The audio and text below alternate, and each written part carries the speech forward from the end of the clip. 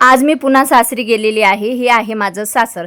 तर तुम्ही भरपूर म्हणते सासरचं घर दाखव, सासरे दाखव. तर हे आहेत माझे सासरे. कारंजा लाड हे माझं सासर आहे.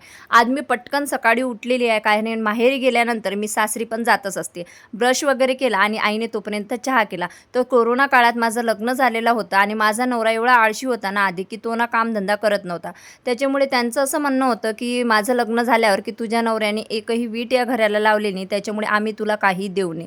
मग काय ते म्हणतो ना बिराड पाठीवर घ्यायचं आणि चालायचं. तर तेव्हापासून मी रेंटच्या घरात राहत होती. त्याच्यानंतर मी घर बांधलं, परंतु ते पण सोडून आज मी पुण्यात रेंटच्या घरात राहत आहे. तर आज मी सासरी जात होती, कारण मला माझ्या लग्नाची नोंदणी करायची होती. लाल परीचा प्रवास करत करत थकलो, उसाचा रस घेतला आणि फायनली माझ्या सासरी म्हणजे कारंजा लाडमी येथे मी आलेली आहे. सासरी जाण्याची पण मजा तेव्हाच येते, जेव्हा आपुलकीने विचारणारं कोणी असावं. चहा-पाणी 2 शब्द दिले तरी भरपूर झाले. परंतु आपल्याला तसं विचारणारं घरात भरपूर लोकं आहेत, परंतु आपल्याला विचारणारं तसं कोणीही नाही आणि मी पण कोणाशी बोलत नाही. ज्याचा मानपान त्याच्या जागी. माझी पण सेल्फ रिस्पेक्ट काहीतरी आहे. तिथे आम्ही गेलो आणि नंतर लग्नाच्या नोंदणीला निघालेलो आहोत. भेटूया नेक्स्ट